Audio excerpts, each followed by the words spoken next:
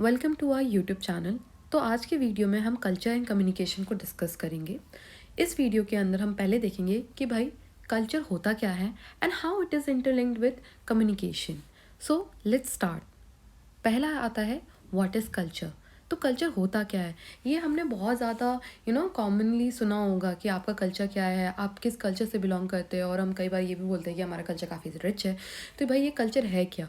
तो कल्चर हम बेसिकली हम उस चीज़ को कहते हैं जो भी एक ग्रुप ऑफ पीपल का जो कॉमन आइडियाज़ है, कॉमन बिलीव है, कॉमन आर्ट फॉर्म है, ठीक है, कॉमन आर्किटेक्ट है, उस ग्रुप ऑफ पीपल का हम उसी को हम कल्चर कहते हैं। जैसे कि for example if I am talking about कि इंडियन कल्चर, तो इंडियन कल्चर क्या है? अगर हम जैसे ही इंडियन कल्चर की बात करते हैं तो हमारे दिमाग में सबसे पहले क्या क्लिक होता है? उसका आर्ट फॉर्म, उसका फोक डांस, ठीक है, हमारा जो फूड है इंडियन फूड, भले दाल मखनी हो, बटर चिकन हो या फिर मसाला डोसा हो, ठीक है। एंड उसके बाद हम कॉस्ट्यूम की बात करें, जो हमारा क्लोथ्स है वो क्या है, तो वो सारा चीज़ हमारे कल्चर को सिग्निफाई करता है।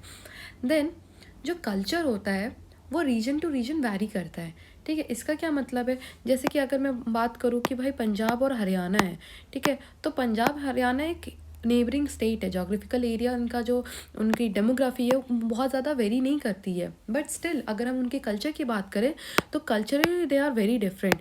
जहाँ हरियाणा में हरियाणवी लैंग्वेज बोली जाती है, वही पंजाब में हम पंजाबी लैंग्वेज बोलते हैं, ठीक है। वहाँ के जो ड्रेसेस हैं, इवन जो फूड है, वो भी बहुत ज़्यादा डिफरेंट है एक दूसरे से।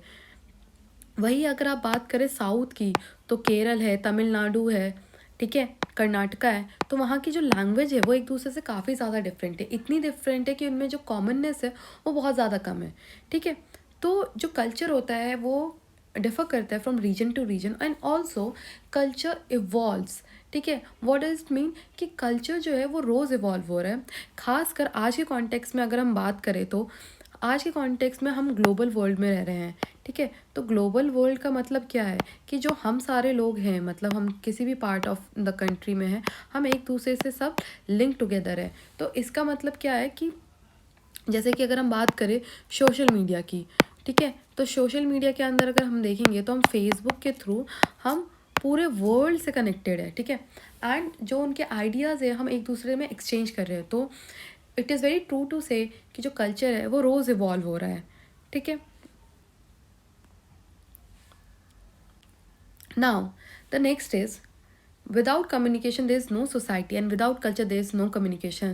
this is said by Walt Lippmann, ठीक है। ये जो स्कॉलर का नाम है ये भी बहुत ज़्यादा इंपॉर्टेंट होता है। कई बार आपसे ये क्वेश्चन पूछ लेते हैं एग्जाम में कि ये जो फलाना कोट है ये किसने कहा है, और ये CUET का बहुत ही फेवरेट क्वेश्चन है, ये आपको क्वेश्चन दिख ही जाएगा।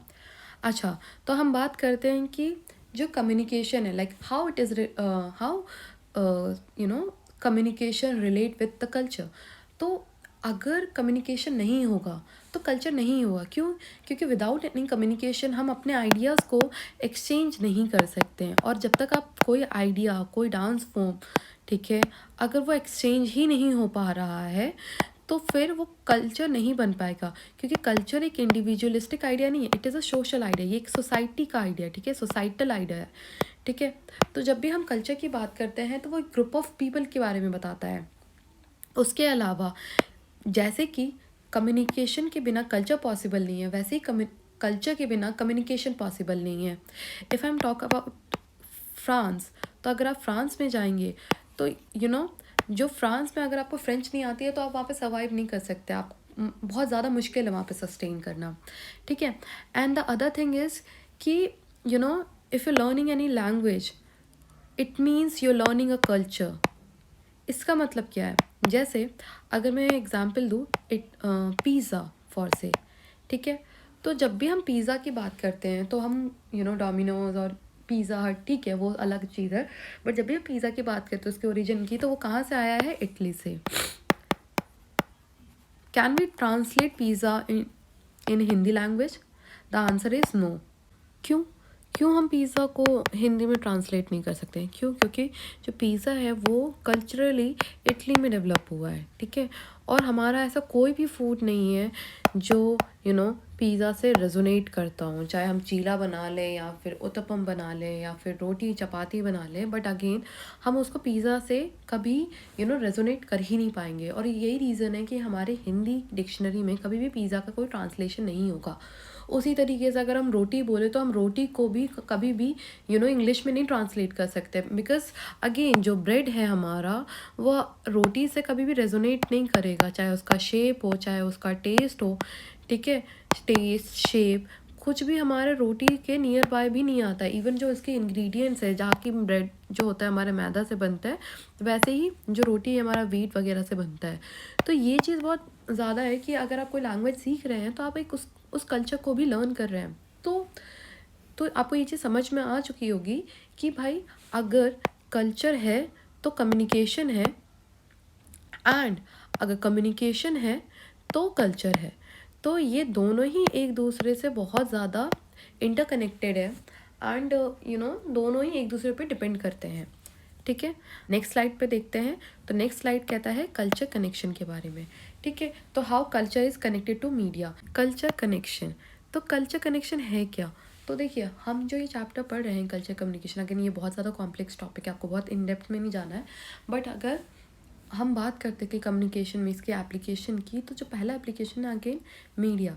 ठीक है, तो हम मास मीडिया स्टूडेंट है या फिर हम मास मीडिया परस्यू करने वाले उसके एस्पिरेंट्स हैं, तो आपको ये पता होना चाहिए कि जो मीडिया है वो कैसे कल्चर के कॉम्प्लेक्स स्ट्रक्चर में रोल प्ले करता है। तो मीडिया जो होता है वो कल्चर डेवलपमेंट में हमेशा इम्पैक्ट करता है। कैसे? तो आपने BTS का नाम तो सुना ही होगा। ठीक है, BTS हो गया, या फिर कोरियन फैशन की ही अगर हम बात कर ले तो वो क्या है, कोरियन फैशन कोरिया में है। ठीक है, एंड वो कोरिया से बाय एयर तो उठ के नहीं आ गया इंडिया के अंदर ही, है ना। तो वो कैसे आया? तो वो अगर हम बात करें तो वो हमारे सोशल मीडिया के थ्रू आया है। सोशल मीडिया हो गया, या फिर K-pop जो सॉन्ग्स है, अगेन उसका प्लेटफॉर्म हमारा यूट्यूब है, जिसके थ्रू हमने उनके म्यूज़िक, उनके कल्चर को अडेप्ट किया। तो हमारा जो कल्चर डेवलपमेंट है, अगर हमारा फैशन देखेंगे तो अभी कुछ टाइम से बहुत ज़्यादा चेंज हुआ है। ठीक है, बहुत सारे ब्रांड्स इमर्ज्ड हुए हैं, एंड जो कोरियन फूड है वो भी काफ़ी ज़्यादा आज के टाइम पे जेंजी के अंदर बहुत ज़्यादा फेमस हुआ है। तो इसका जो रीज़न है वो क्या है, वो अगेन है मीडिया का जो इम्पैक्ट है। ठीक है, तो मीडिया बहुत बड़ा रोल प्ले करता है कल्चर डेवलपमेंट में। ठीक है, नेक्स्ट है media is a reflective culture. इसका क्या मतलब है?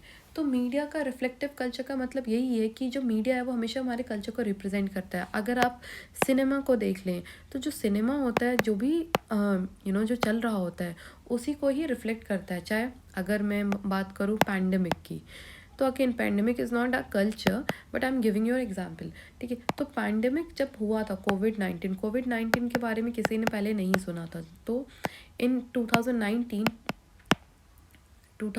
भी क्या 20, ठीक है, तो 2020 के बाद हमारे पैंडेमिक से हमारा कंट्री बहुत ही वर्स्ट हिट किया था। और उसके बाद के जो सिनेमा है, तो आपने बहुत सारी ऐसी मूवीज़ देखी होगी which focuses about pandemic, which focuses about on health care system.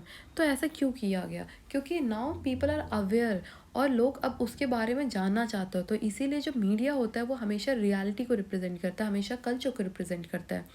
वैसे ही अगर हम बात करें तो बॉलीवुड के बारे में, तो बॉलीवुड हमेशा हिंदी सॉन्ग्स, डांस, ये सब क्यों दिखाता है? क्योंकि अगेन ये हमारे कल्चर को रिप्रेजेंट करता है। अगर आपने DDLJ मूवी देखा होगा, तो DDLJ focuses upon Punjabi culture.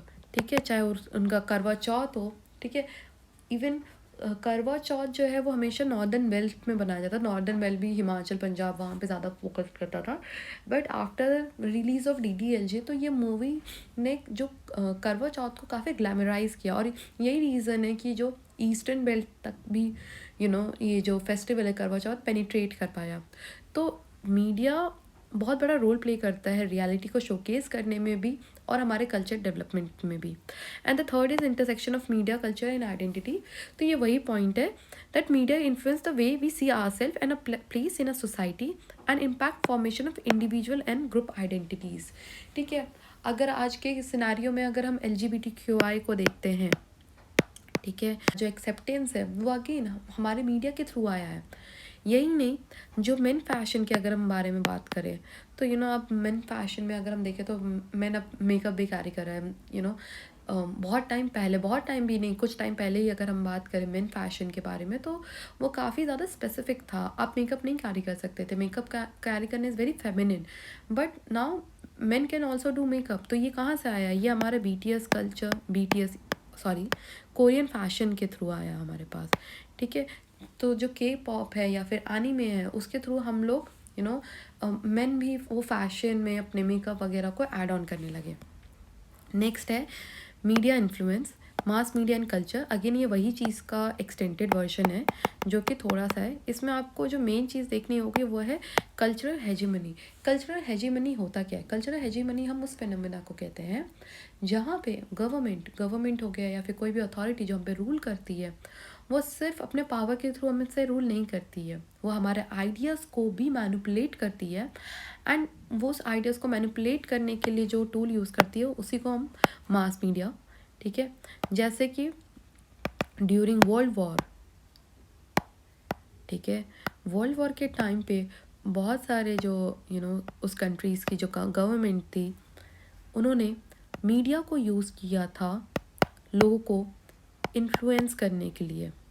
Even Hitler ने भी रेडियो शोज़ और मूवीज़ बनाई थी जर्मन पीपल को इन्फ्लुएंस करने के लिए रिगार्डिंग हिज कॉज। तो जो मीडिया होता है, media I am really sorry, जो गवर्नमेंट होती है या कोई पावरफुल अथॉरिटी होती है, वो ग्रुप ऑफ पीपल के आइडियाज़ को मैनिपुलेट करने की कोशिश करती है और उसके लिए वो मीडिया का यूज़ करती है। तो आपको ये कल्चर हेजेमनी पॉइंट समझ में आ गया होगा। Next is globalisation and hybridity. तो इसके अंदर क्या है कि हमारा जो वर्ल्ड है वो ग्लोबलाइज्ड हो रहा है। तो ग्लोबलाइज्ड होने से मतलब क्या है? ग्लोबलाइज्ड होने से मतलब ये है कि जो चीज़ यहाँ पे है वो अब हमें अमेरिका में भी मिल सकता है, और अमेरिका का जो ब्रांड्स है, चाहे मैक हो गया या फिर ब्यूटी प्रोडक्ट्स है, हमारा फूड है, मैकडोनल्ड्स है, वो आपको इंडिया में भी मिलेगा। बट उसके साथ साथ वो हाइब्रिडाइज वर्जन में होगा। जैसे फॉर एग्जाम्पल मैकडोनल्ड्स का आलू टिक्की बर्गर जो हमारा है वो इंडिया के अलावा आपको कहीं पे भी नहीं मिलेगा। इसका रीज़न क्या है? इसका रीज़न ये है क्योंकि इंडियंस जो हैं वो वेजिटेरियन है, तो उनके हिसाब से उस बर्गर ने अपना फॉर्म को चेंज किया, हाइब्रिडाइज्ड हुआ।